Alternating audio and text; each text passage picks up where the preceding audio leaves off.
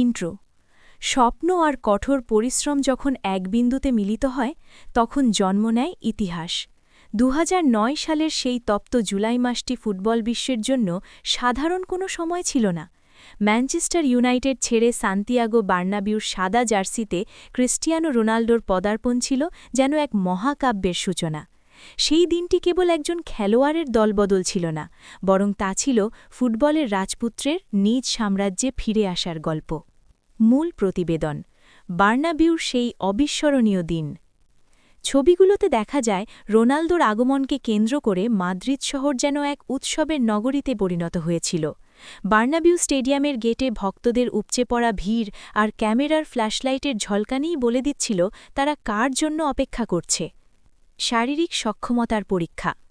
মাদ্রিদে পা দিয়েই রোনালদোকে যেতে হয়েছিল কঠোর মেডিকেল পরীক্ষার মধ্য দিয়ে।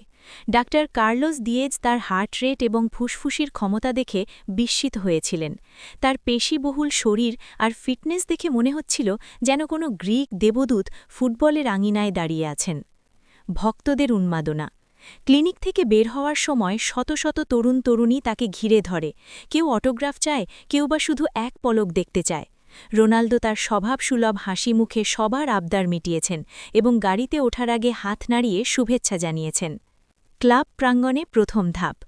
রিয়াল মাদ্রিদের ড্রেসিং রুম থেকে শুরু করে প্র্যাকটিস গ্রাউন্ড সবখানেই ছিল সাজ সাজ রব। স্প্যানিশ পত্রিকাগুলোতে তখন কেবল একটিই নাম, রোনাল্ডো। ক্লাবের স্টোর থেকে ১ ঘণ্টার মধ্যে হাজার হাজার জার্সি বিক্রি হয়ে গিয়েছিল, যেখানে উজ্জ্বল হয়ে জ্বলছিল তার নাম। সাক্ষাৎকার ও অনুভূতি।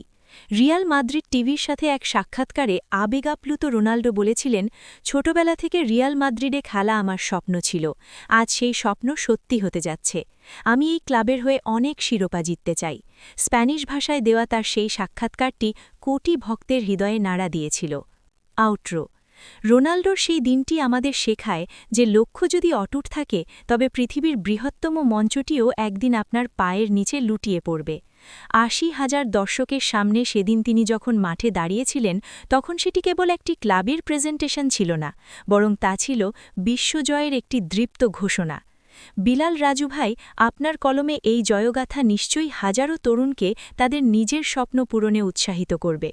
ফুটবল লাভাররা আগে একটা লাইক, শেয়ার, সাবস্ক্রাইব তো দিয়ে যাও।